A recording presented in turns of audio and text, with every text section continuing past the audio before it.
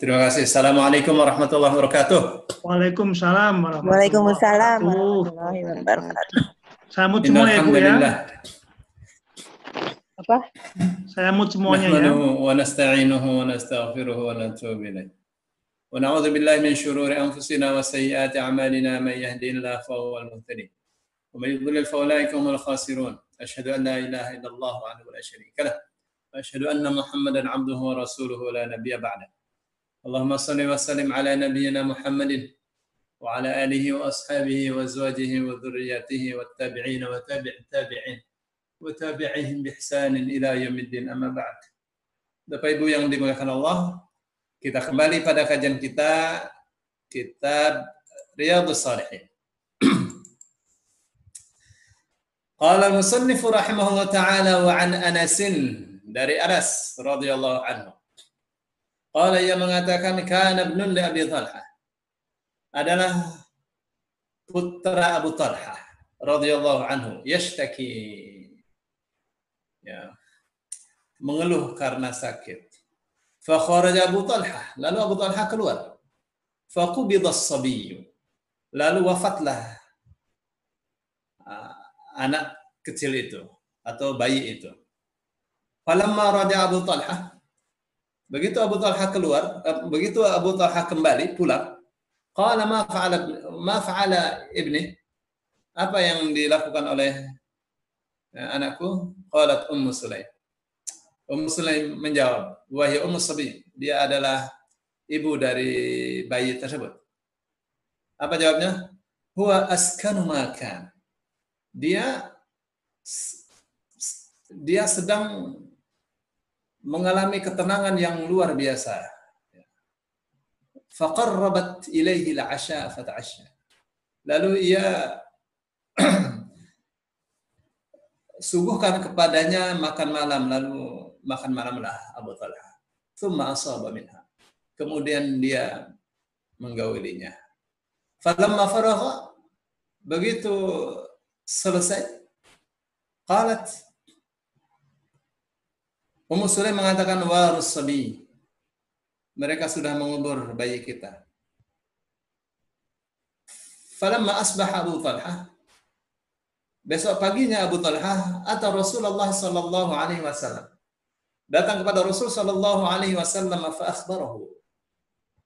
Abu Talhah memberitakan tentang kisahnya dengan istrinya Ummu Sulaim. Faqala, lalu Rasul sallallahu alaihi wasallam bertanya, "A'arrastumul lailah?" Apakah kalian berpengantinan pada malam tadi? Qala na'am. Abu Talhah mengatakan ya. Qala Allahumma barik lahuma. Lalu Rasul mendoakan sallallahu alaihi wasallam, ya Allah, berikanlah untuk berkahilah untuk keduanya. Fawaladat ghulaman. Lalu Ummu Sulaim melahirkan seorang anak. Faqala li Abu Talhah. Lalu Abu Talhah berkata kepada Anas, ya. Jadi Abu Talhah berkata kepada Anas, ihmilhu hatta ta'tiya bihi Nabi. Bawa dia, ya, sampai kepada Nabi sallallahu alaihi wasallam. Wa ba'atha ma'ahu bitamarat. Dan ia membawakan bersamanya beberapa biji kurma. Faqala, lalu Rasul sallallahu alaihi wasallam bertanya, "Amahu syai'?" Apakah dia membawa sesuatu? Qala na'am, ya. Tamarat, ya, beberapa biji kurma. Fa akhadhaha an-nabiy fama wadhaha. Lalu Nabi sallallahu alaihi wasallam mengambil kurma itu dan beliau kunyah kurma tersebut. Tsumma akhadhaha min fihi, kemudian beliau ambil kurma yang sudah dikunyah itu dari mulutnya, faja'alaha fi yasbi. Lalu beliau letakkan kurma tadi di mulut bayi tersebut. Tsumma hannaka. Kemudian beliau mentahniknya. Jadi dioleskan di di mulut, di dalam mulut bayi itu, ya. Wasammahu Abdullah. Lalu Rasul kasih nama dia Abdullah. Muttafaqun alaih, hadisnya diriwayatkan oleh Bukhari dan Muslim. Ini hadisnya panjang, ya.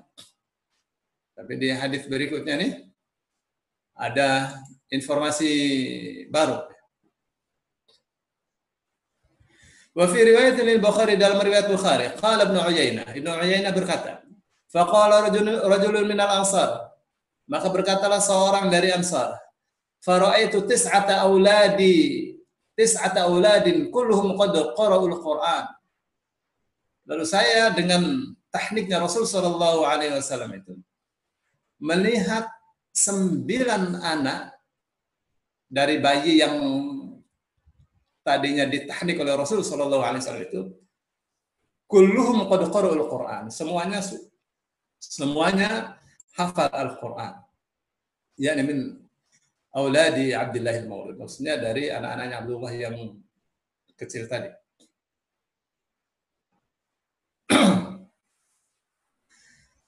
Dalam riwayat Muslim, mata ibnun li Abi Talhah min Ummi Sulaim. Riwayat Muslim ya, ada informasi baru. Meninggallah putra Abu Talhah dari Ummu Sulaim. Ya, Ummu Sulaim ini ibunya ini ya, Anas bin Malik kalau tidak salah ya. Perawi hadis ini. Faqalat li ahliha. Lalu dia berkata, lalu istrinya Ummu Sulaim mengatakan kepada keluarga, la tuhadditsu Abu Talhah bibnihi hatta akuna ana uhaddithu. Jangan bicara apa-apa ya kepada Abu Talhah tentang anaknya. Biar saya sendiri yang berbicara tentang anak dia. Faja'a, lalu datang Abu Talhah, faqarrabat ilaihi 'asha'an fa'akala wa syiriba. Lalu ia sajikan kepadanya makan malam, makanlah dan minumlah di akhirnya. Thumma tasanna'at lahu ahsana ma kanat tasna'u qabla dhalik. Kemudian Ummu Sulaim berdandan dengan secantik-cantiknya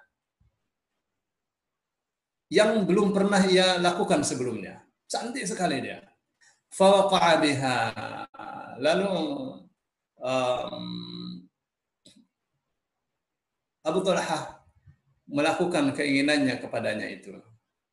Ya, maksudnya menggolinya ya. Falamma an ra'at annahu qad syabi'a wa asaba minha. Begitu Ummu Sulaim melihat suaminya itu sudah kenyang, ya, sudah terpenuhi semua hajatnya, qalat, Ummu Sulaim mengatakan kepada suaminya, ya Abu Talha, wahai Abu Talha, ara'aita, bagaimana pendapatmu? Law anna qauman a'aru 'ariyatahum ahla baitin fatalabu 'ariyatahum.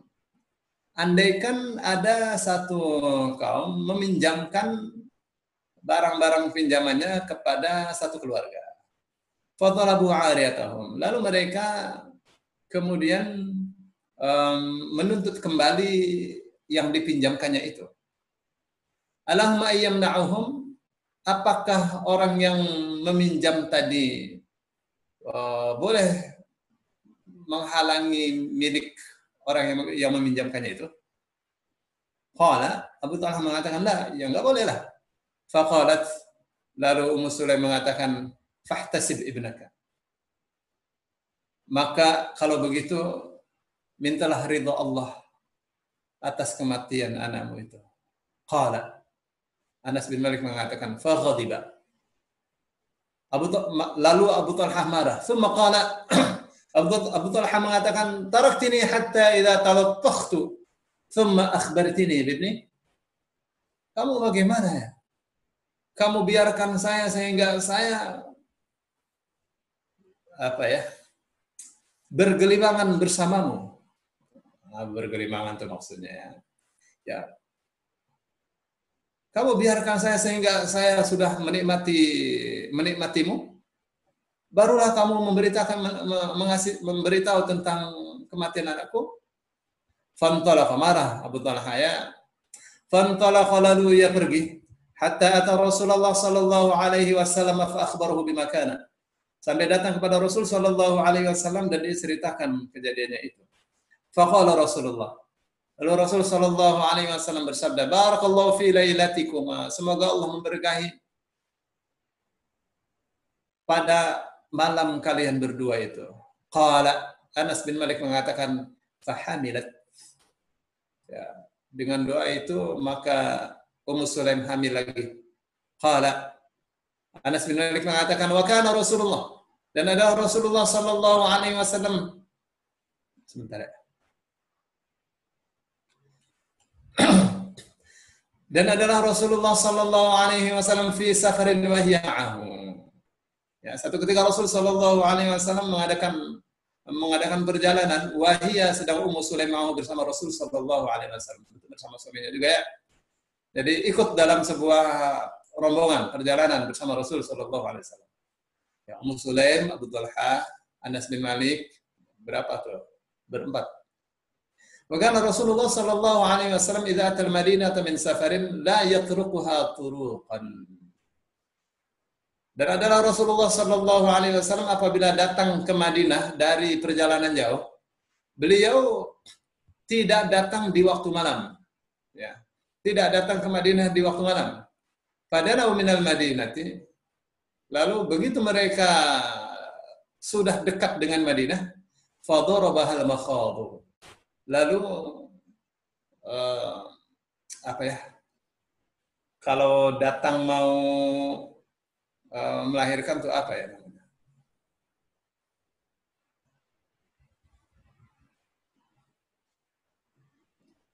Halo Bu, sebentar lagi melahirkan apa tuh namanya tuh? Apa ya? Mulus mau melahirkan ya. Istilahnya apa itu? Ini yang Bu Nur. Ya mulus aja Ustaz. Mulus ya. Iya. Ya. Fadarabal makhadu, maka mulaslah Ummu Sulaim itu. Fahtabasa 'alaiha Abu Talha. Akhirnya Abu Talha berhenti dari perjalanan itu. Wantalaqa Rasulullah, sedang Rasul sallallahu alaihi wasallam meneruskan perjalanannya. Qala Anas bin Malik mengatakan, yaqulu Abu Talha. Abu Talha mengatakan, innaka la ta'lamu ya Rabbi. Sesungguhnya engkau benar-benar tahu wahai Tuhanku. Innahu yu'jibuni an akhruja ma'a Rasulillah sallallahu alaihi wasallam. Sesungguhnya saya sangat ingin sekali, ya, saya sangat suka, sangat takjub sekali bahwa saya bisa keluar bersama Rasul sallallahu alaihi wasallam apabila beliau keluar. Wa adkhulu ma'ahu idza dakhal, dan aku masuk atau aku kembali ke Madinah apabila dia kembali. Wa qad ihtubistu bima tara, dan ini aku tertahan karena apa yang kau lihat ya Allah. Taqulu Ummu Sulaim. Ummu Sulaim mengatakan, ya Abu Talha, wahai Abu Talha, ini istrinya nih lagi mules begitu. Ya, Abu Talha berhenti karena kasihan sama istrinya. Tapi di satu sisi Abu Talha ingin selalu mendampingi Rasul sallallahu alaihi wasallam. Jadi Abu Talha berdoa, ya Allah, Engkau kan tahu saya ini sangat suka sekali. Merupakan satu kebanggaan yang tidak ternilai harganya kalau saya ikut melakukan perjalanan bersama Rasul sallallahu alaihi wasallam dan kembali pun bersama Rasul sallallahu alaihi wasallam. Tapi seperti yang kau lihat, saya ini tertahan, ya, karena yang engkau lihat ini. Ya. Lalu Ummu Sulaim menghiburnya, ya Abu Talha, wahai Abu Talha, ma ajidu ladzi kuntu ajid, intariq. Ya, apa yang sedang aku rasakan ini jangan menjadi penghalang. Ayo cepat. Ya, susul Rasul sallallahu alaihi wasallam. Oh, gitu tuh istri itu menghibur suaminya. Fantalaqna, lalu kita pergi. Wa darabal makhadu hina qadima fawaladat ghulaman. Lalu mulai lagi ketika mereka sudah datang ke Madinah, melahirkanlah Ummu Sulaim seorang bayi. Faqalat li ummi. Lalu berkatalah kepadaku ibuku. Siapa tuh? Ummu Sulaim itu ibunya Anas bin Malik. Ya. Ya Anas, wahai Anas, la yurdi'uhu ahadun hatta taghduwa bihi ala Rasulillah. Hei Anas, jangan ada yang menyusui anakku ini ya. Jangan ada. Saya pun tidak akan menyusui anak ini. Hatta taghduwa, sebelum engkau pergi pagi-pagi ini dengan bayi ini kepada Rasul sallallahu alaihi wasallam. Jadi Anas bin Malik diutus oleh ibunya Ummu Sulaim ini untuk membawa adiknya ini yang dari Abu Talha. Membawa kemana? Membawa ke Rasul sallallahu alaihi wasallam. Falamma asbaha ihtamalat. Ya, begitu pagi Anas bin Malik ibunya membawanya. Fantalaqat bihi. Lalu ibunya pergi bersama bayinya itu ila Rasulillah, pada Rasulullah sallallahu alaihi wasallam. Jadi pergi bersama siapa? Bersama anaknya Anas bin Malik. Anas bin Malik ini sejak umur 10 tahun oleh Ummu Sulaim dipasrahkan kepada Rasul, diwakafkan untuk Rasul sallallahu alaihi wasallam. Jadi dekat sekali mereka kepada Rasul. Wa dzakara tamaman. Jadi ceritanya itu adalah bahwa Rasulullah Ummu Sulaim itu hamil dari siapa? Dari Abu Talha. Kemudian melahirkan. Ya, bayi tersebut sakit. Ya, ketika bayi sakit, Abu Talha keluar. Ya. Begitu datang di waktu malam, dia tanya, "Bagaimana anak kita?" Apa jawabnya? Dia dalam keadaan setenang-tenangnya. Sudah disiapkan makan malam dengan minumannya, dan Ummu Sulaim berdandan dengan secantik-cantiknya. Makan enggak? Sudah makan, ya biasa. Orang datang dari jauh ya dengan istrinya seperti apa. Sudah selesai, lalu istrinya mengatakan, Abu Talha, saya mau tanya ya, kalau ada orang meminjamkan barangnya kepada tetangganya, kepada Ahlul Bait, lalu satu ketika dia minta kembali apa yang dipinjamkannya itu, apakah Ahlul Bait itu boleh menghalanginya? Dia bilang, ya enggak lah. Oh, kalau begitu kamu mesti bersabar. Ya, minta ridho Allah karena anakmu sudah dikubur, sudah mati. Abu Talha marah. Kita sudah bergelimangan dengan, ya begitulah, kita saya sudah kenyang bersamamu, baru kamu ceritakan ini. Ini apaan? Jadi seperti rasa sedihnya itu tidak berarti, tidak mendalam dengan begitu. Akhirnya besok paginya menceritakan kejadian itu kepada Rasul Shallallahu Alaihi Wasallam. Rasul bertanya, apakah kalian berpengantinan? Itu bahasanya, a'arrusumul lailah. Apakah kamu melakukan pengantinan di waktu malam dengan istrimu? Dia bilang, ya.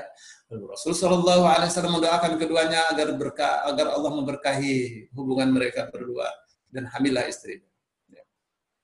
Terus mengadakan perjalanan jauh, singkat cerita ya. Di tengah perjalanan mau pulang, itu istrinya mules. Rasul meneruskan perjalanannya, Abu Talha dan istrinya, dan Anas bin Malik tertahan, ya, menunggu. Ya, Abu Talha merasa, aduh gimana ya, ya Allah, ini kau kan tahu, saya ini sangat suka sekali, menjadi kebanggaan yang luar biasa bisa melakukan safar bersama Rasul Sallallahu Alaihi Wasallam, dan juga merupakan kebanggaan saya kalau saya bisa datang bersama Rasul Sallallahu Alaihi Wasallam dari perjalanan jauh. Tapi sekarang kita ini tertahan karena apa yang kau lihat ini.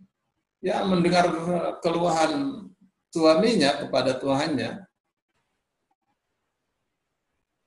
Ummu Sulaim menghibur suaminya. Abu Talha, ini apa yang aku alami berupa mulus ini, jangan jadi penghalang. Ayo teruskan perjalanan. Teruskan perjalanan, begitu sampai Madinah melahirkan. Ya, melahirkan, terus Ummu Sulaim berkata kepada Anas nih, jangan ada yang menyusui anakku ini ya, sebelum kamu besok pagi pergi kepada Rasul Sallallahu Alaihi Wasallam. Nah, besok paginya Ummu Sulaim bersama Anas berangkat kepada Rasul Sallallahu Alaihi Wasallam dengan membawa beberapa biji korma. Lalu Rasul bertanya kepada Anas, dibawain apa nih? Dibawain korma nggak? Ya, dikasihkan kormanya, dikunyah kormanya, lalu kunyahan tadi dioleskan di mulut bayi tersebut. Ya. Jadi ludah Rasul Sallallahu Alaihi Wasallam bertemu dengan ludah bayi tersebut. Ya. Betapa berkahnya. Nah, salah seorang dari Ansor mengatakan, saya melihat 9 anak dari bayi yang ditahnik oleh Rasul Shallallahu Alaihi Wasallam semuanya hafal Quran. Luar biasa ya. Nah, apa ini yang bisa dipetik dari kisah ini? Yang bisa dipetik dari kisah ini banyak ya. Antara lain, meskipun ini fokusnya adalah tentang bagaimana kita bersabar dari kematian orang yang paling kita cintai. Tapi ada beberapa ya. Pertama,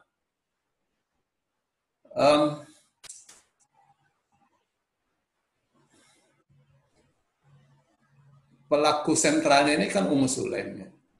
Seorang istri yang pandai menghibur dan menjaga perasaan suaminya. Begitu anaknya sakit, Abu Thalhah ya harus mencari nafkah, dia harus keluar melaksanakan kewajibannya sebagai seorang suami. Tidak ditahan oleh istrinya. Pergilah Abu Thalhah itu. Ya, dalam sebuah kisah itu untuk satu peperangan. Ya, begitu pulang, dia tanya bagaimana dengan anak kita itu. Ya, Ummu Sulaim tidak berdusta ya, dia katakan dia sekarang dalam keadaan setenang-tenangnya. Ya, sebelum datang itu Ummu Sulaim sudah bicara kepada keluarga. Jangan ada yang bicara kepada Abu Thalhah tentang anaknya ya, jangan ada. Biar saya sendiri yang bicara kepadanya. Dan datang disajikan makan malam. Ya, Ummu Sulaim sudah bersiap-siap dengan dandanannya yang cantik untuk menghibur suaminya. Sudah selesai, ya bercumbu, terus terjadilah pergaulan suami istri.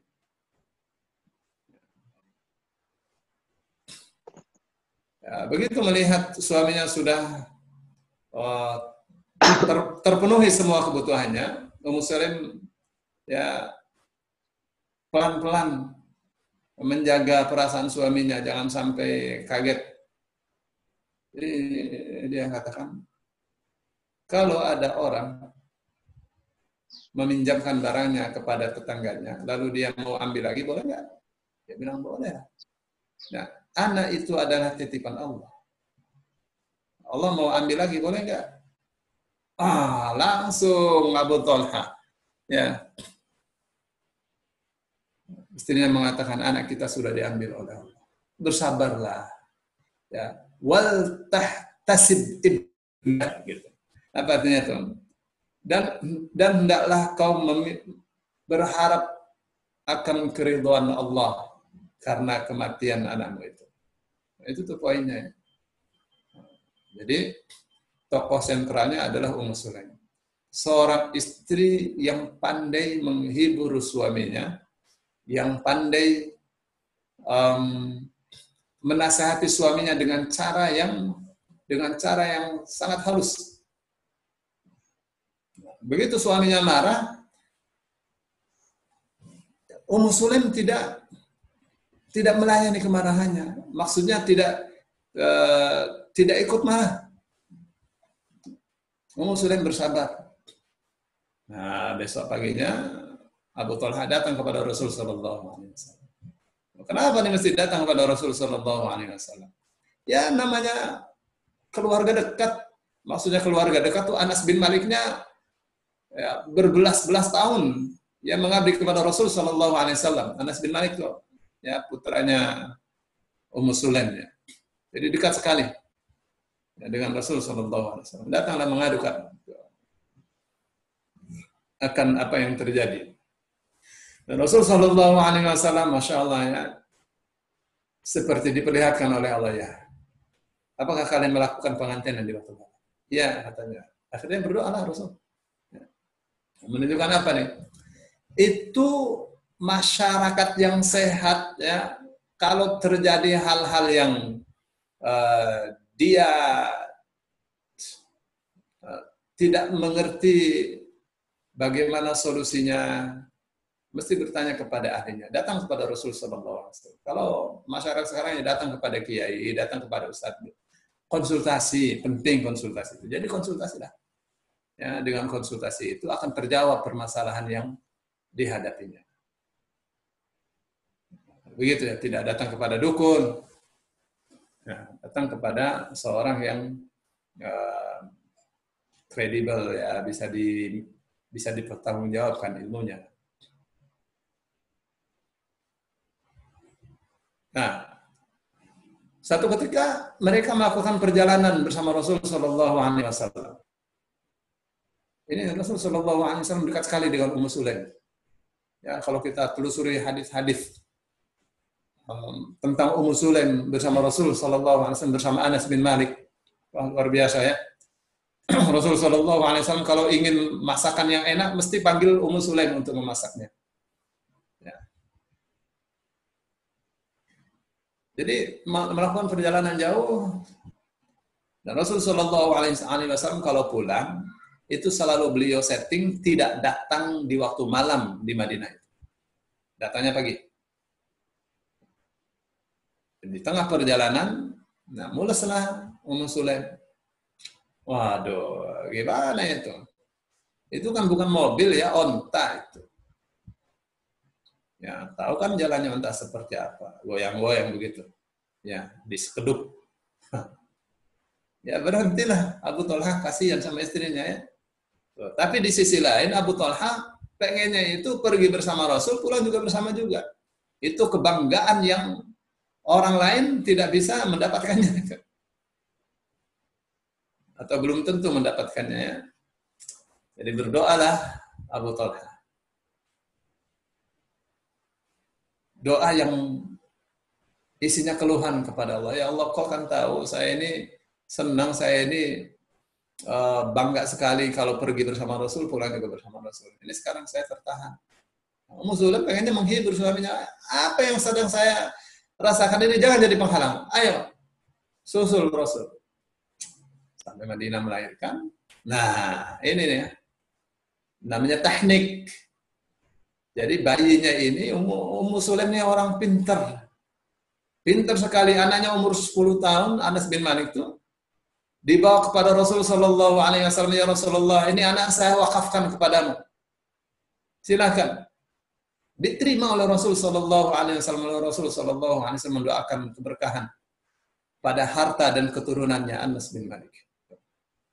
Tapi Imam Malik itu bukan keturunannya Anas bin Malik ya, salah ya. Tidak ada jalur keturunan. Ya, Malik bin Anas ke Anas bin Malik.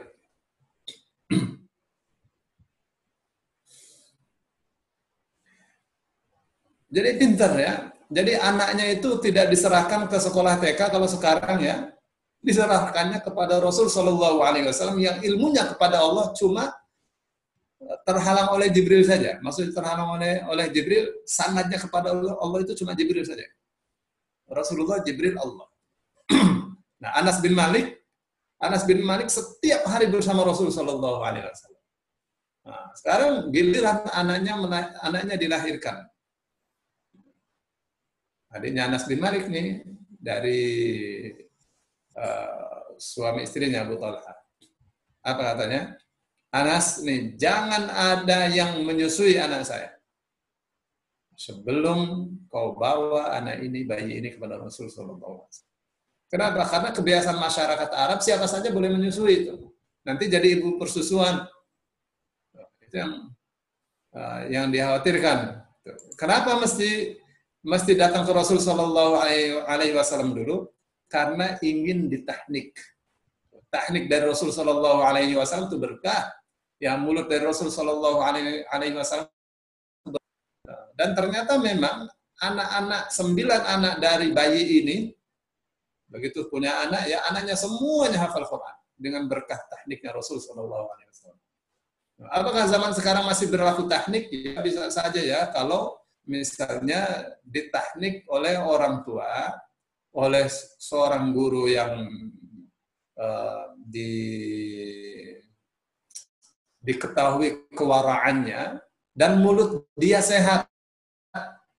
Nah, sekarang kan orang mengatakan wara itu ya orangnya takwa, bagus, soleh, berhati-hati, tidak makan yang haram, tidak makan yang syubhat.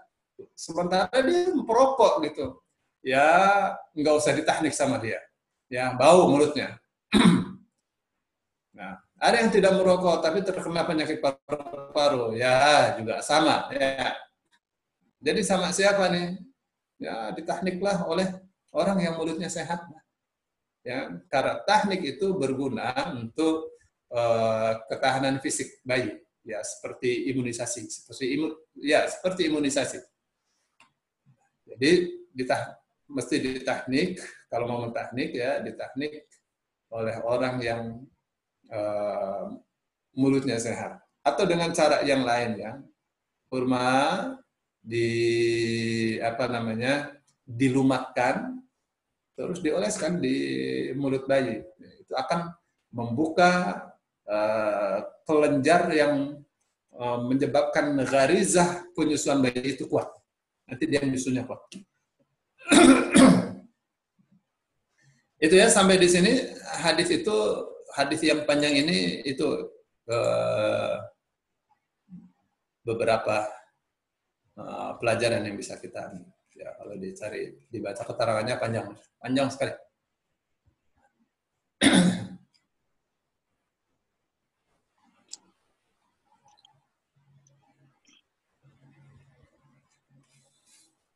Ustadz, untuk hadis yang mentahkik, kalau berkenan nanti di-share di grup.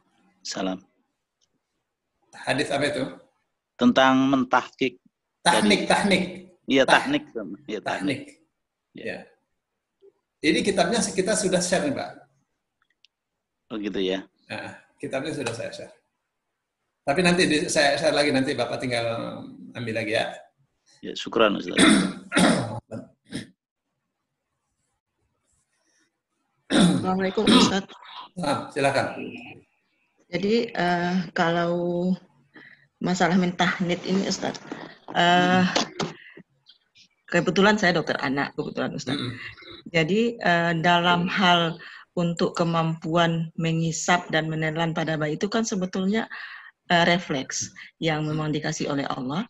Jadi dengan mentahnid ini saya melihat itu refleksnya itu akan lebih bagus. Kemampuan mengisap dan di situ letaknya Ustaz. Iya. Apa yang saya katakan, gharizah menyusunya akan lebih kuat gitu. Ya, jadi ada lebih. Tapi ini dengan ditahnik oleh Rasul Shallallahu Alaihi Wasallam, bukan sekadar itu yang sebenarnya kalau Ummu Sulaim itu sederhana dia minta berkah dari ludahnya Rasul Shallallahu Alaihi Wasallam. Itu bukan manusia sembarang manusia ya, beda. Rasul Shallallahu Alaihi Wasallam. Jadi kalau kita mau mentahnik sendiri, dilihatlah. Kalau pakai mulut kita ini sehat apa tidak?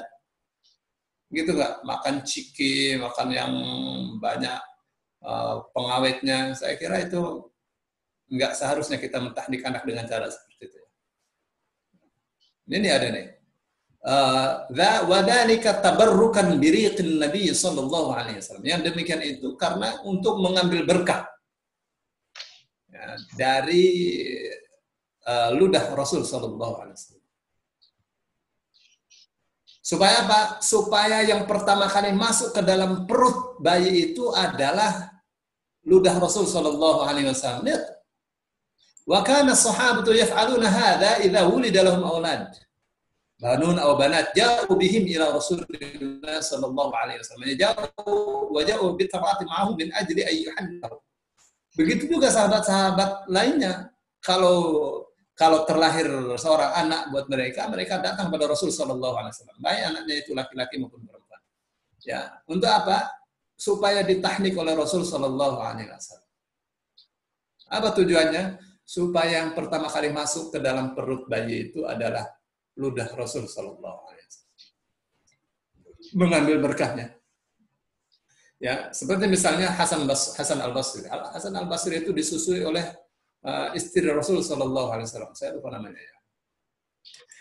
Itu berkah luar biasa. Ya, kefasihan Hasan al-Basri itu luar biasa dibanding yang lainnya. Baik. Jadi saya kira ya untuk teknik itu melihat dua sisi itu ya. Dari sisi kesehatan, dari sisi keberkahan. Kalau dari sisi keberkahan, ya menurut siapa sekarang yang berkah ya? Nah, lihat. Kalau dari sisi kesehatan, mulut siapa sekarang yang sehat? Nah, maka saya sarankan, kalau saya sarankan, karena saya berpendapat, itu mesti kita melihat ya. Boleh jadi mulut ibunya sendiri yang lebih sehat daripada mulut suaminya. Suaminya suka ngerokok, ya. Saya kira itu ya.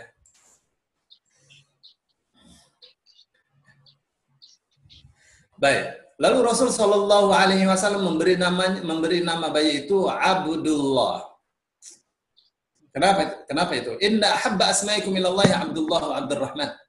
Sesungguhnya yang paling dicintai oleh Rasul Shallallahu Alaihi Wasallam dari nama-nama itu adalah nama Abdullah atau Abdurrahman. Terus ada lagi riwayat khairul asma'i ma humida wa ubbida. Sebaik-baik nama yang ada kata-kata Ahmad atau Abd, Ahmad, Muhammad, Mahmud, ya, Hamid, atau ada kata abdnya, Abdullah, Abdurrahman, Abdul Wadud, dan seterusnya. Tapi ya hadis ini la aslalahu. Tidak ada asal usulnya. Apa itu maksudnya? Tidak ada asal usulnya. Itu hadis itu palsu. Itu bukan hadis dari Rasul Sallallahu Alaihi Wasallam. Ya, ada memang ya khairul asma'i ma humida wa ubbida. Sebaik-baik nama yang ada kata Ahmad dan ada kata Abd. Ya, hadis itu tidak ada asal usulnya. Jadi, tapi itu kan ya bagus, ya bukan yang bagus itu pasti dari Rasul Shallallahu Alaihi Wasallam. Ya, baik. Tapi ada hadis sahih ya. Ahabbul asma ilallahi Abdullah wa Abdurrahman wa asdaquha Harithun wa Hamma. Ya. Yang paling dicintai dari nama-nama itu oleh Allah adalah Abdullah dan Abdurrahman. Dan yang paling wasdaquha, asdaq itu maksudnya yang paling tepat gitu namanya Harith Hammam. Kenapa Harith dan Hammam itu disebut nama yang paling benar, paling jujur ya? Harith itu artinya itu yang cocok dengan kenyataan ya. Harith itu artinya penanam. Yang mana penanamnya? Hammam itu orang yang punya kepentingan. Ya. Punya kepentingan, punya keinginan. Jadi Harith itu nama yang paling cocok sebenarnya. Baik.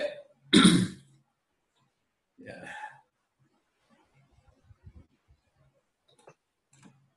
Ya, tentang nama ini.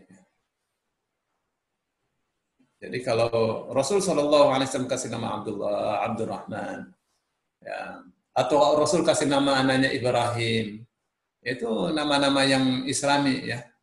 Jangan dikasih nama anak misalnya John Travolta, ya, The $6 Million Man misalnya. Kasih nama misalnya Abraham Lincoln. Ya Pak? Corona, Pak. Ya, silakan. Kan tidak semua orang bisa melakukan, tidak harus orang tua maksud saya gitu kan. Ya. Kalau orang tua tadi kan orang tua nggak sehat juga, itu akan berpengaruh kan terhadap bayi tersebut. Ya. Jadi yang kriteria yang prioritas sebenarnya siapa? Selain nggak orang tua gitu maksudnya. Nggak tahu. Sekarang ustadz juga pada merokok kan Pak?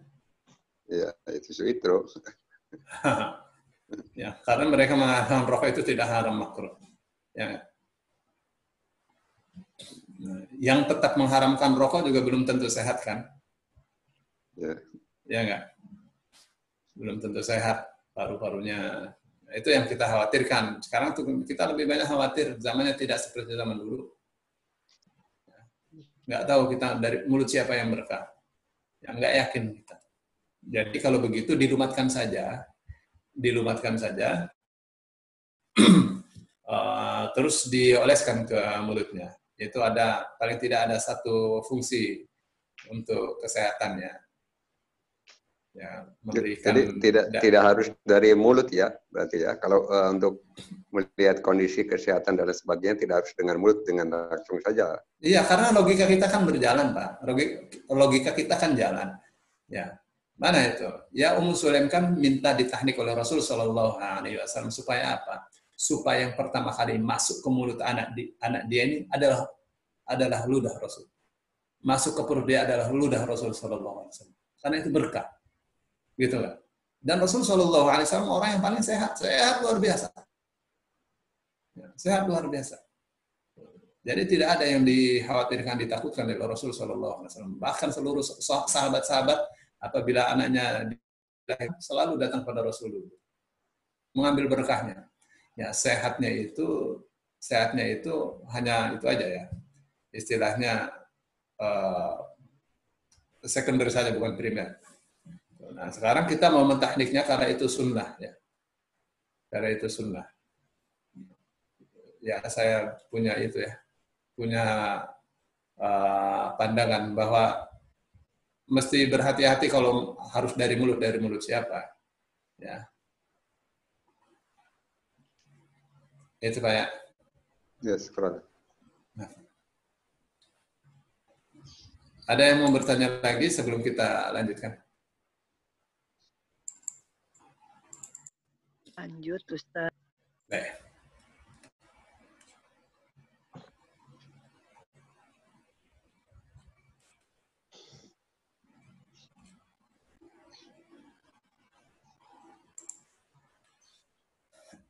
Jadi beberapa hal yang dijelaskan oleh Syekh Utsaimin dari tadi yang saya scroll nih, ya beliau banyak menyoroti tentang nama bayi ya. Beliau berpesan ya, jangan kasih nama anak itu nama anak yang tidak membanggakan anaknya. Anak mesti bangga dengan namanya. Ya, misal namanya misalnya Salahuddin, itu bangga anaknya. Tapi anak akan merasa kecewa, atau anak akan merasa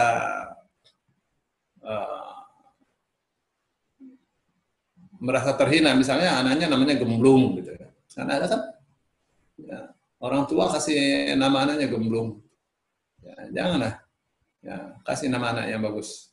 Ya, dalam bahasa Arab nama itu ism, dari kata sama, artinya tinggi, luhur, terpuji. Jadi nama itu mesti terpuji.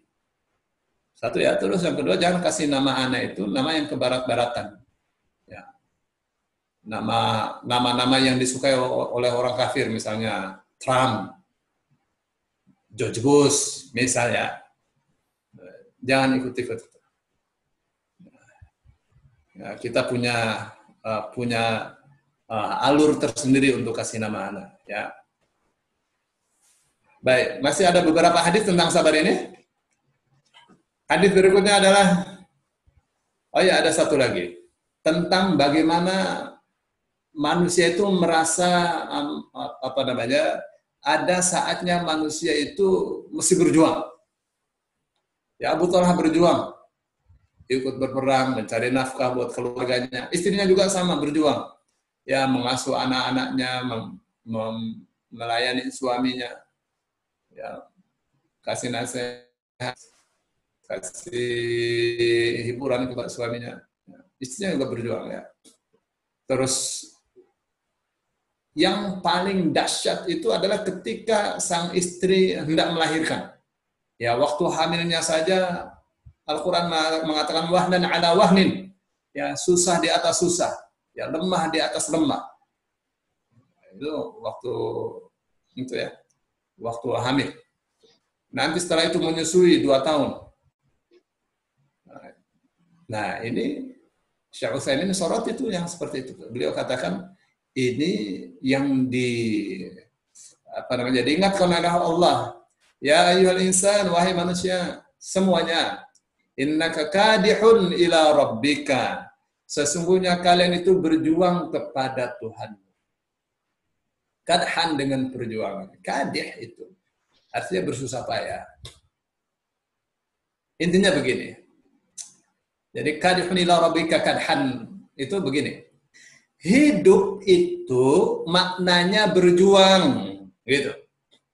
Berjuang itu itu maknanya akan ketemu kepada Allah.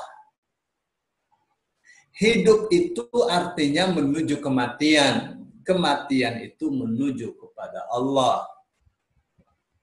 Jadi hidup itu harus dipersiapkan untuk berjumpa dengan Sang Allah, dengan Sang Raja. Gitu. Maka Al-Quran mengatakan, famulaqih, maka pastilah manusia itu berjumpa dengan Allah.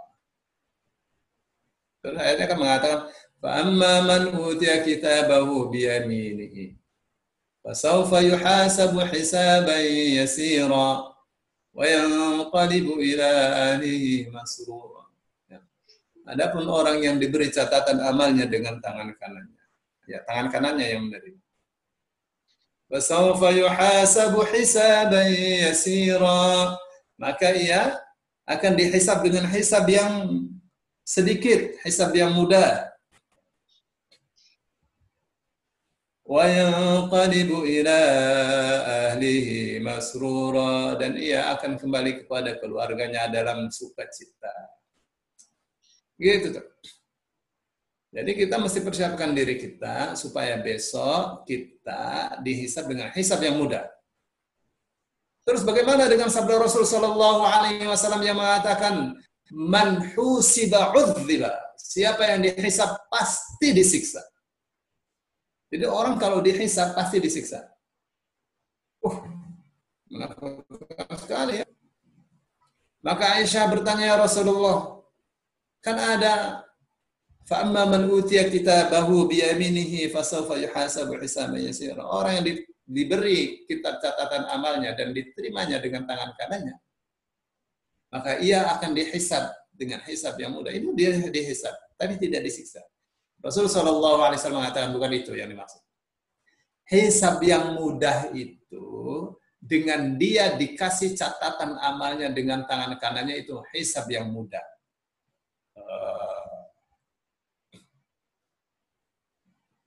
Di ayat yang lain Allah mengatakan, فَأَمَّا مَنْ أُوتِيَ كِتَابَهُ بِيَمِينِهِ فَيَقُولُ هَاؤُمُ اقْرَءُوا كِتَابِيَهْ. Adapun orang yang diberi catatan amalnya dengan tangan kanannya, lalu dia mengatakan, hai, semuanya ambillah, iqra'u kitabiyah, bacalah kitabku. Dia sendiri belum baca tuh, baru saja dia terima kitab catatan amalnya dengan tangan kanannya. Lalu dia ribut, ya, apa istilahnya ya, bikin gempar. Bahasa kita ya, karena kita ilustrasinya di dunia nyata seperti ini. Ya. Apa katanya? Ambil nih. Baca kitab saya. Dia sendiri belum baca. Inni dhanantu anni mulaqin hisabiya. Sesungguhnya aku dulu mengira bahwa aku bakalnya menjumpai hisabku. Ternyata tidak dihisab, cuma dikasih catatan amal saja dengan tangan kanan. Isinya pasti masuk surga. Maka dia tidak usah baca itu. Ya.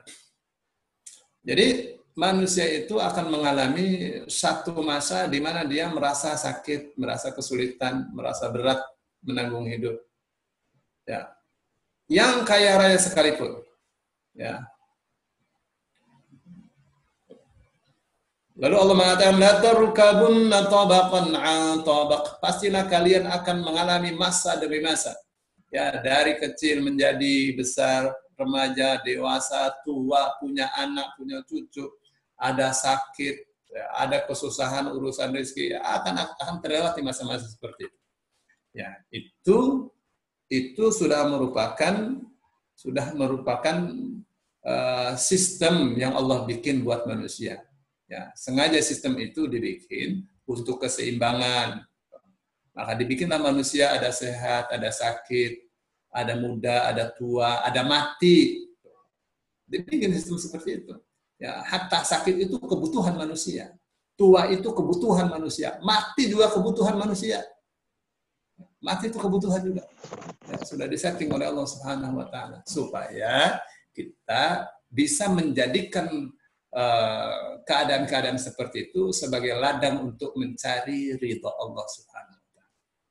Baik, wa an Abi Hurairah, dari Abu Hurairah radhiyallahu anhu anna Rasulullah, bahwa Rasulullah sallallahu alaihi wasallam bersabda, "Laisa syadidu bis-sur'ati." Bukanlah yang disebut orang yang kuat itu orang yang senantiasa menang dalam pergulatan.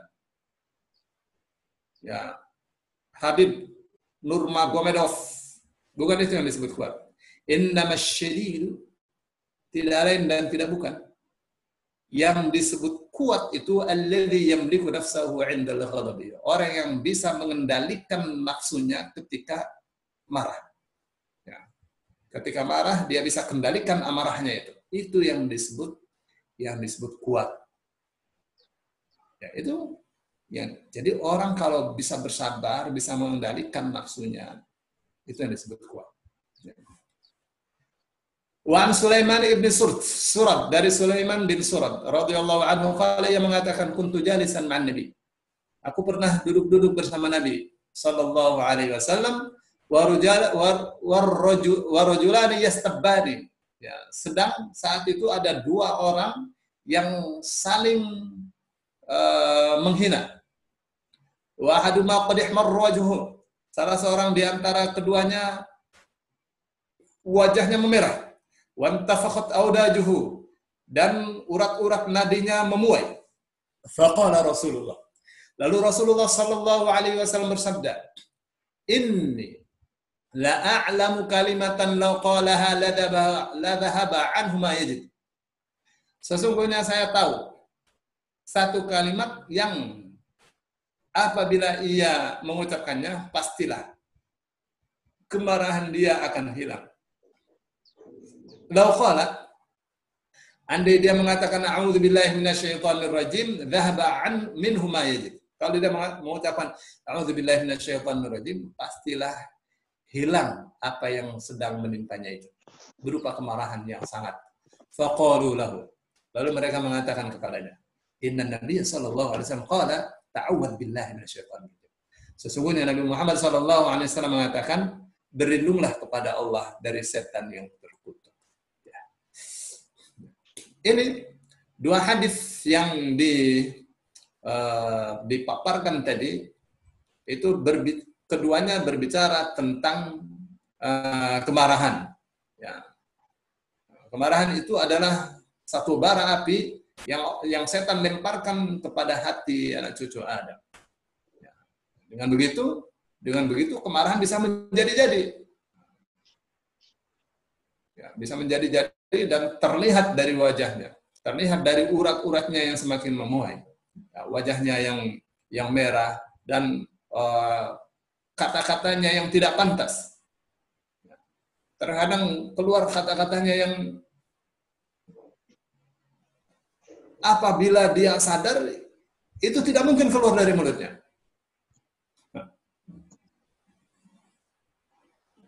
Perilaku juga yang tidak pantas. Ya, menghina saudara, menghina kawannya, dasar anak kodok. Misalnya, Joko disebut Jokodok, ya nggak boleh gitu ya. Cebong, kampret, kadrun, wah, apalagi dilakukan dalam keadaan sadar. Ya, dalam keadaan marah saja nggak boleh, apalagi dalam keadaan sadar. Ya, penghinaan itu awal pertama yang paling dilarang di dalam Islam. Ya, setelah penyembahan terhadap berhala. Ya. Oleh karena itu Rasul sallallahu alaihi wasallam senantiasa di antara wasiatnya la taghdab, ya. Jangan marah. Dalam satu lingkungan kerja, ya. Kalau direktur sudah marah, wah, sudah enggak kondusif lagi tuh. Ya, lingkungan kerja sudah enggak kondusif lagi. Ya, orang punya harga diri, ya, dimarahin kayak gitu bisa keluar. Saya keluar aja dimarahin kayak gitu, buat apa? Ya. Tapi orang yang kalau punya sopan santun, mengerti bagaimana perilaku kerja, etika kerja, dia akan jaga itu semuanya. Baik direktur maupun bawahannya itu akan jaga itu semua. Ya, apalagi urusan marah-marah.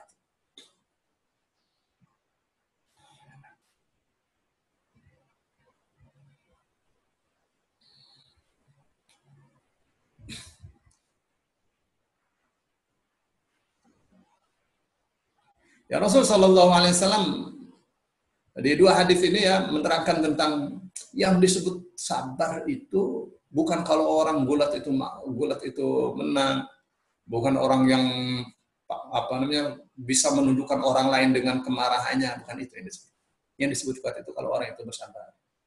Ya, itu Anas bin Malik ya. Dari umur 10 tahun bersama Rasul Shallallahu Alaihi Wasallam sampai dewasa, sampai punya anak. Ya, itu Anas bin Malik itu. Dia bercerita, saya belasan tahun bersama Rasul Shallallahu Alaihi Wasallam. Saya belum pernah jumpa Rasul Shallallahu Alaihi Wasallam marah kepada saya.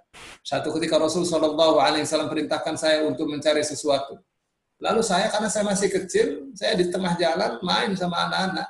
Kalau anak sekarang main kelereng, dulu ya main bola, ya main tokleh, main kasti. Jadi Rasul Shallallahu Alaihi Wasallam mencari Anas, kok lama nggak pulang gitu.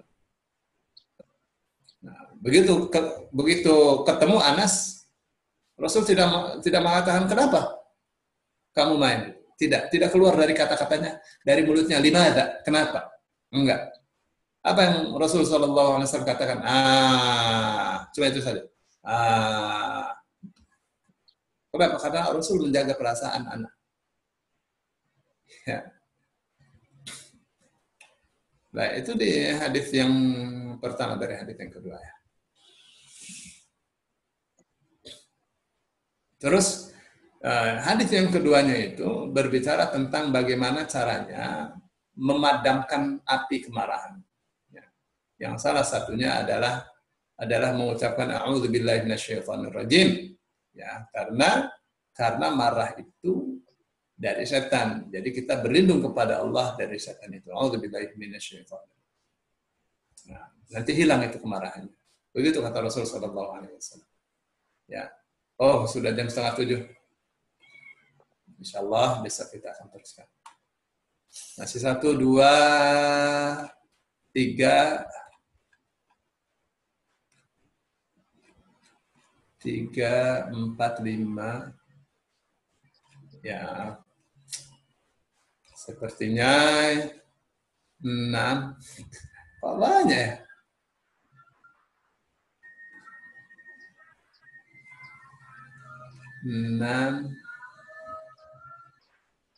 Ya, 6 hadis lagi. Insya Allah satu kali pertemuan lagi tentang sabar kita bisa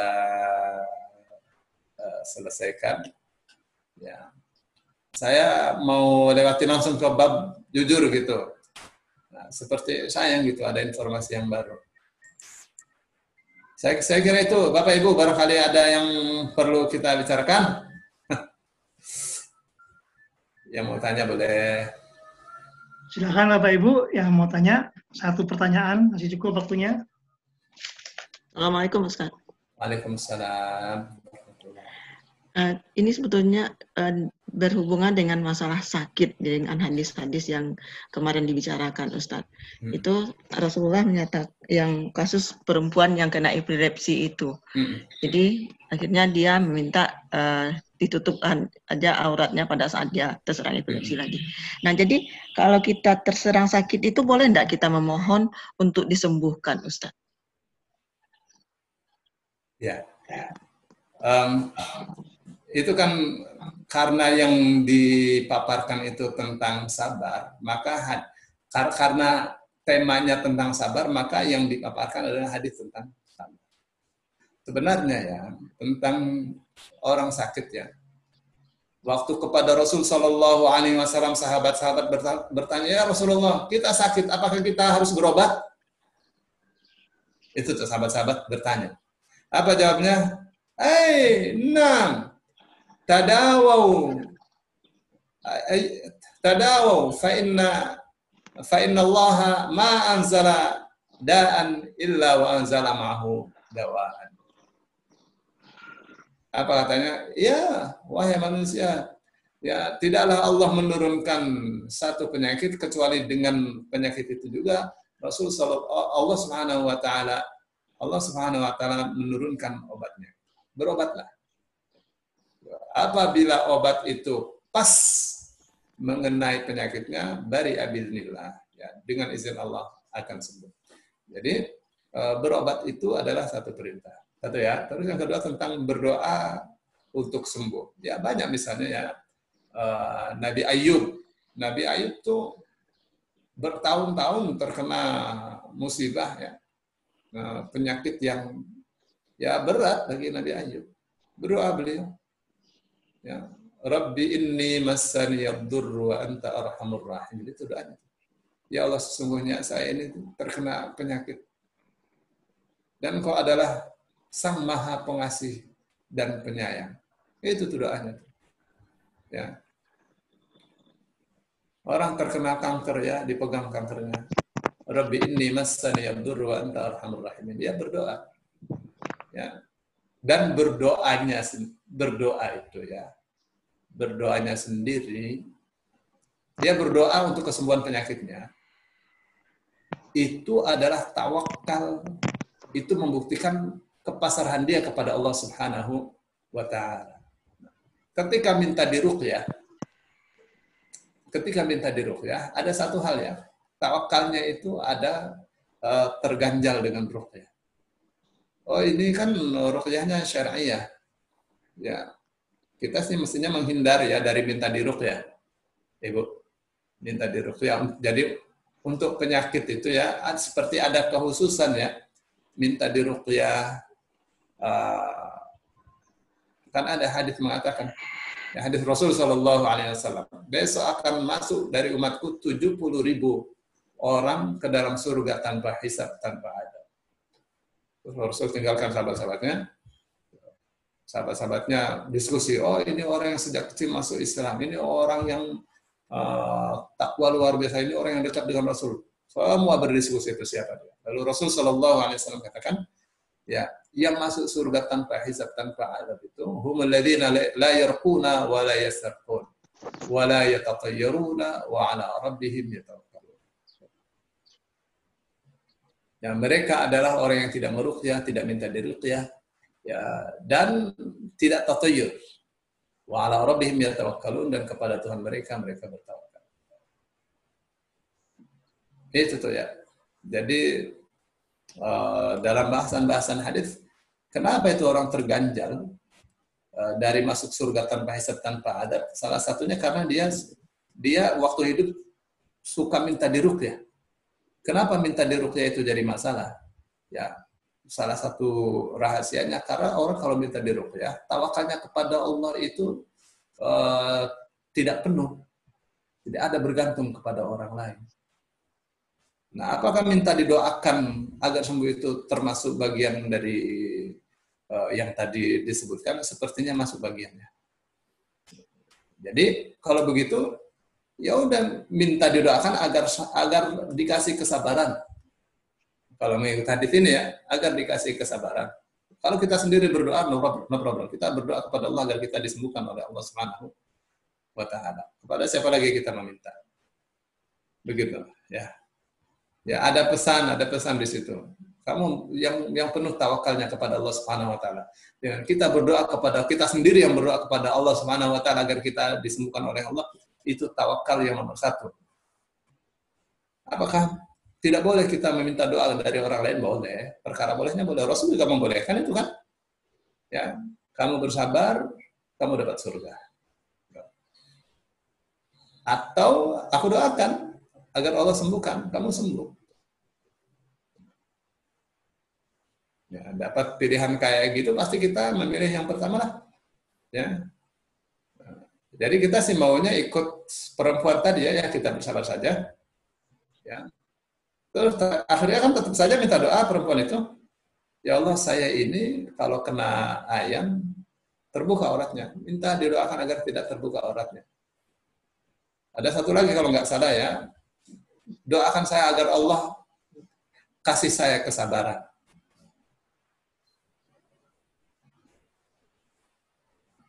Gitu ya. Saya kira itu deh, Bu. Jadi singkatnya, boleh kita berdoa minta kesembuhan. Ya, Nabi-Nabi juga minta kesembuhan. Rasul Shallallahu Alaihi Wasallam juga sering mendoakan kesembuhan. Ya, Tidak banyak dalam hadis. Allahumma ya rabbas samawati wal ardi, ya rabb Adam, wa ya rabb Musa, wa ya rabb Muhammadin sallallahu wa ya rabb Isa, wa ya rabb Muhammadin sallallahu alaihi wasallam. Ishfi titik-titik ya, ishfi hadha akh anta syafi la syafi illa anta, dan seterusnya gitu. Itu doa kan? Atau ruqyah. Tapi itu doa. Nah. Oke, Bu. Jadi boleh. Ya. Yang dikhawatirkan itu kalau di hadis yang tadi tentang perempuan itu menafikan tawakal. Jadi sudah didoakan sembuh dan dia tidak tawakal. Tidak berpasrah diri kepada Allah. Ya, saya sudah didoakan, yakinnya sembuh. Oke, Bu? Iya, Ustaz. Ya. Silakan. Ya, Assalamualaikum Ustadz. Waalaikumsalam warahmatullahi Iya. Saya ada 2 pertanyaan. Yang pertama mengenai puasa saya. Jadi saya punya penyakit hormonal, di mana kalau lagi kambuh, itu sakit kepalanya sangat luar biasa. Nah, sampai di batasan mana saya harus tetap berpuasa, Ustadz? Karena terkadang, maksud saya gini, jadi beberapa kali pernah sampai hampir pingsan. Apakah tunggu sampai hampir pingsan dulu baru saya membatalkan puasa? Kalau belum sampai tahap itu, saya masih terus berpuasa, atau justru jangan sampai saya pingsan, tapi ketika sudah merasakan sakit kepala yang luar biasa, saya harus berbuka. Seperti itu, Ustadz. Yang kedua, 2 tahun belakangan ini, setiap bulan Ramadan sepertinya selalu, bagaimana ya bilangnya, selalu ada cobaan yang luar biasa buat saya dalam menjalani puasa. Sepertinya selalu ada beberapa masalah yang bikin saya gelisah dan kurang khusyuk selama 2 tahun ini. Saya selalu bertanya, apa mungkin memang ada kesalahan saya yang memang belum tuntas, atau bagaimana, Ini kira-kira bagaimana ya, Ustadz? Ya, untuk yang pertama, seyogianya ya berbukalah sebelum pingsan. Oh, ya, baik. Jadi berjaga-jaga. Kan kita harus menyayangi badan kita. Badan kita punya hak. Dan orang yang sakit itu ada dikasih rukhsah, dispensasi oleh Allah Subhanahu wa taala untuk tidak berpuasa dan membayarnya di waktu-waktu yang lain. Bisa Syawal, bisa di 11 bulan itu dia bayar. Ya. Ya. Terus untuk yang kedua begini sebenarnya ya. Mestinya bulan puasa itu dijadikan sebagai ajang untuk berlomba-lomba. Bulan puasa tuh. Kita maunya di bulan Ramadan ini berada di papan atas, di kelas atas. Dalam urusan puasa, dalam urusan qiyamul lail, dalam urusan sedekah, dalam urusan baca Quran. Kita maunya berada di bulan puasa itu sudah ada di papan atas. Dan itu harus dimulai beberapa bulan sebelum Ramadan. Latihannya tuh, warming up-nya tuh. Ya, pemanasannya minimal bulan Sya'ban kita sholat malamnya sudah istiqomah, sedekahnya sudah istiqomah, baca Quran istiqomah, terus qiyamul lail sudah istiqomah, puasa sudah istiqomah. Ya, puasa, qiyamul lail, baca Quran, ya, sedekah itu sudah istiqomah. Sehingga begitu masuk Ramadan, sudah tinggal lari saja kita. Pemanasannya sudah kita lakukan. Nah, kebanyakan orang di bulan puasa itu dijadikan sebagai latihan bulan puasa, mestinya bukan sebagai latihan. Ya. Mestinya ya, jadi di bulan Ramadan itu sudah kita tinggal menikmati ibadah. Nah, ini dia saya nggak tahu ya Mbak Mil Purba ini sebelum Ramadan sudah banyak puasa atau tidak. Ya. Begitu. Sepertinya puasa saya masih kurang, Ustadz. Ya, jadi tahun besok nih, bulan Sya'ban itu harus banyak puasa, minimal ya lebih banyak daripada tidak puasanya. Misalnya 29 hari umur bulan Sya'ban itu paling tidak 15 hari kita puasa. Gitu. Mengikut sunnah Rasul SAW lebih banyak puasanya daripada tidak puasanya. Terkadang Rasul SAW puasanya penuh di bulan Sya'ban. Itu untuk apa? Saatnya masuk Ramadan, puasa itu sudah tidak menjadi ajang latihan lagi. Sudah merupakan start untuk berlomba-lomba. Untuk menjadi orang yang terdepan, untuk menjadi orang yang berada di papan atas dalam bidang ketaatan, ketakwaan kepada Allah Subhanahu wa Ta'ala. Ya, saya kira itu ya. Terus jaga makanan ya. Jaga makanan karena perut ini kalau dimasukin makanan dia ada mengeluarkan zat untuk mengimbangi ya.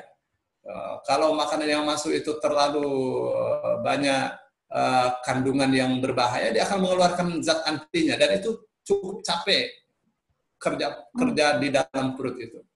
Ya, misalnya terlalu banyak minyak, banyak ya kita sudah banyak tahu lah seperti itu ya. Nah, untuk kasus orang yang mudah pusing segala, saya kira paling bagus banyak makan korma ya. Kurma ya Ustadz ya. Ya, korma. Beli tuh sama Bu Nini korma. Nah, tadi Bu Nini. Korma itu kata orang Arab itu, oh ada. Kata orang Arab itu adalah masamirur rukab. Apa kata itu pakunya dengkul. Jadi orang kalau makan korma, dengkulnya tidak bunyi kreot-kreot. Tulangnya kuat. Ya, makan korma tuh tulangnya kuat. Kalau dalam Al-Qur'an itu tentang ini ya, Maryam ya. Wa huzzi ilaiki bijid'in nakhlati tusaqit 'alaiki rutban jadiyya. Goyang-goyang tuh pohon korma itu nanti akan berguguran lah rutab ya. Dari tiga rutab itu, tiga korma yang muda itu rutab ya. Itu bisa mengganti kalori yang terbuang saat melahirkan. Itu tiga saja. Jadi coba ya, kita misalnya sahur tidak makan nasi itu ya, makan korma, semangka, ya buah-buah kayak gitu, akan terasa segar. Nah, daripada terlalu banyak makan nasi, apalagi goreng-gorengan, apalagi mie. Ya, saya kira itu ya. Tapi masing-masing orang punya hobi yang berbeda ya. Baik, ya makanan yang sehat perlu diperhatikan. Ya kalau umur bukan urusan kita, tapi kalau urusan kesehatan itu urusan kita. Saya kira itu deh, Mbak Mel. Iya, terima kasih Ustadz. Sama-sama. Bu Nini, atau ada lagi silakan. Bisa aja promosinya. Ya, saya Bu Nini ya, Nini. Nasi itu tidak menjadi primer. Korma itu sudah menjadi primer. Saya di tempat kerja masih ada korma. Di kulkas ada korma, di meja ada korma. Saya siapkan beli satu karton itu saya taruh di kantor. Di rumah satu karton selalu ada. Nggak sepi korma, nggak sepi madu, itu penting untuk kesehatan. Ya, saya jadi ingat waktu setahun yang lalu saya mengunjungi pameran di Dubai sana, pameran travel. Jadi masing-masing stand itu memberikan kurma, bermacam-macam kurma dari berbagai negara gitu. Ya, karena korma itu makanan para raja, kata orang Arab. Korma itu makanan para raja dan rakyat jelata. Ada ya riset tentang korma itu ya, satu buku itu ya, tentang kandungannya, tentang fungsinya buat kesehatan. Ya, saya ada satu ketika kedatangan seorang dokter ya di kantor, pengen belajar bahasa Arab sama saya, dia datang ke kantor saya. Terus dia bilang saya kena diabetes dan seterusnya, jadi saya hindari gula. Terus di meja saya kan ada korma, minta dong kormanya. Saya bilang tuh gula ini beda, gula dari korma, gula dari buah-buahan. Saya nggak tahu perbedaannya. Jadi dia itu pokoknya gula-gula itu dia buang semua. Apa katanya? Gulanya saya ambil dari buah-buahan saja, dari korma, dari ya buah-buahan yang manis itu. Jadi tetap sehat, gula tetap terjaga. Jadi belilah korma sama Bu Nini. Masya Allah. Ya, ada gantinya ya, ada gantinya. Iya, betul. Ya kan saya juga nggak bisa menghindari dari penyakit turunan dari keluarga ya. Diabetes. Atas, bawah, kiri, kanan, depan, belakang semua pada diabetes. Ya saya pasti sudah ada gitu. Cuma saya menjaga jangan terlalu mengkonsumsi yang manis-manis. Kalaupun seperti Lebaran kan kita nggak bisa hindari ya, gitu ya. Besokannya saya puasa itu Ustaz untuk mengimbangi gitu. Iya. Waktu saya hari apa Bu Nini ngasih pelajaran sampai 5 kali dalam sehari itu. Hari Minggu kemarin ya, 5 kali. Itu ya saya harus minum teh manis itu. Dalam 1 bulan ini sekali ini saya minum teh manis nih. yang panas biar saya nggak jatuh gitu. Gitu, ada saat-saatnya dibutuhkan ya. Iya. Baik, ada pertanyaan yang lainnya dari yang lainnya? Ya, sudah siang. Mau siap-siap untuk Granada kita. Insya Allah. Insya Allah. Jam 8. Ya, pengumuman ya. Yang punya anak umur 10 tahun sudah bisa baca Al-Quran. Jam 8 ini akan mulai dari awal ya, metode Granada. Nggak harus 10 tahun juga mungkin Ustaz, yang sudah bisa baca Al-Quran. Iya. Iya, seperti anaknya Pak Jo yang si Azam itu kan belum 10 tahun dia. Umur berapa si Azam? 1 SD. Berapa? 1 SD kan berarti masih 7. Kita pintar ya. 6 tahun. 9 tahun. 6 tahun. Waduh, Pak Joy anaknya 6 tahun sudah bisa menerjemah Quran, Masya Allah. Iya. Ya, ini pengalaman pertama ya. Karena pengalaman saya itu ya waktu ngajar anak-anak itu umur 10 tahun. Terus waktu di Gorontalo itu kelas 4 itu umur berapa? Ya umur 10 tahun. Tapi kalau ini anak kelas 1 ya sudah bisa ikut metode Granada, luar biasa ya, saya baru tahu. Ya udah ya, yang penting sudah bisa baca Al-Qur'an, sudah bisa nulis Latin gitu, Bu Dini ya. Iya. Ya, suruh ikut saja ya supaya anak kita minimal kenal bagaimana caranya menerjemah Al-Qur'an kata per kata. Iya. Ya Bu ya. Iya.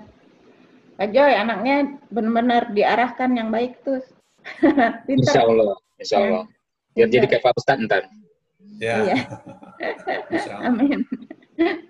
Baik teman-teman semuanya, kiranya kami sudahi ya ini kajian pagi ini karena kami juga harus bersiap-siap dengan kajian yang lainnya. Jazakallah Ustaz atas ilmu dan syiarnya. Insya Allah kami tebarkan juga kepada yang lain. Semoga kita semua mendapatkan syafaatnya dari Allah Subhanahu wa Ta'ala. Baik, kita membaca alhamdulillah dan kafaratul majlis. Alhamdulillah. Amin.